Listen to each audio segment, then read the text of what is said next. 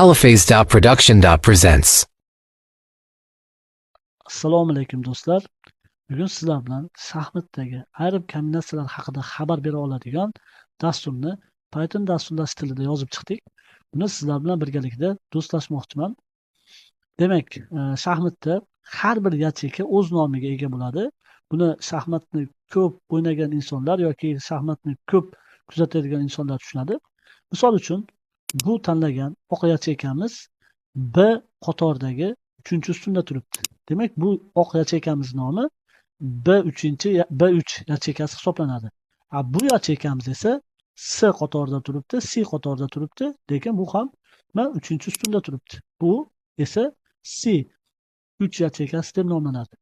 Demak, bizni Pythonda yozilgan dasturimiz, bu bizning dasturimiz, Pythonda yozilgan dasturimiz biz tanlagan yacheykani rangi oq rangdami yoki qora rangdami? Yo bo'lmasam biz tanlagan teoriy shaxmat toshini yurmoqchi bo'lgan yacheykamiz, misol uchun bu piyodani F4 yacheykaga yurmoqchi bo'lsak, bu tanlagan yacheykamiz qora rangdami yoki oq rangdami? Shu haqida ma'lumot bera oladi bizni dasturimiz. Buni ishlash jarayoni qanday bo'ladi? Demak, ishlash jarayoni shunday bo'ladiki, birinchi dastur ishga tushganda bizdan yacheyka tanlashni so'raydi va yacheykamizni ko'rib chiqadida. Bu yacheykamiz agar qora rangda bo'ladigan bo'lsa, siz tanlagan F4 yacheykasi qora rangda, yoki biz F3 ni tanlagan bo'lsak, siz tanlagan F3 yacheykasi oq rangda deb ma'lumot chiqadi. Demak, buni ishlashini hozir birgalikda ko'rib chiqamiz.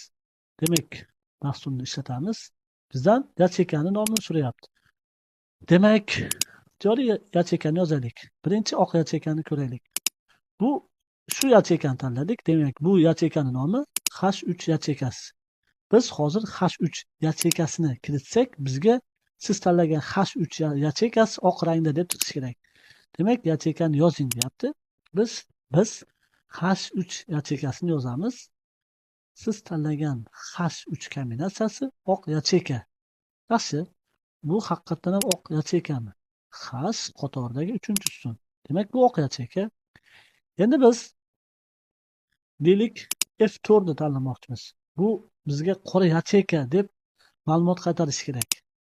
Dasturni qaytadan ishga tushiramiz. F4 tanlagan yacheykani yozing. Biz F4 yacheykasini tanladik. U bizga qora yacheyka deb qaytarish kerak ma'lumotni. Siz tanlagan F4 kombinatsiyasi qora yacheyka. Demak, biz yozgan dastur teoriy yacheykani tanlasangiz, bu oq yacheykami yoki qora yacheykami? Yoki yurmoqchi bo'lgan toshimiz oq yacheykaga yurmoqchimi, qora yacheykaga yurmoqchimi? Shu haqida ma'lumot beradi. Agar bu dasturni yana ham mukammalroq yozadigan bo'lsak, bu dasturimizni mana shu shaxmat o'yinini umumiy dasturlash tili orqali yozib qo'ysak bo'ladi. Demak, kombinatsiyalar ketma-ketligi, qaysi figuralar qanday funksiyalarga ega, shuni ham Python dasturlash tilida yoza olsak bo'ladi. Buning uchun birozgina vaqt talab qiladi. Do'stlar, agar videomiz yoqqan bo'lsa, fikrlaringizni izohlarda qoldirishingiz mumkin. Keyingi videolarimiz bundan da qiziqarli dasturlar haqida bo'ladi. E'tiboringiz uchun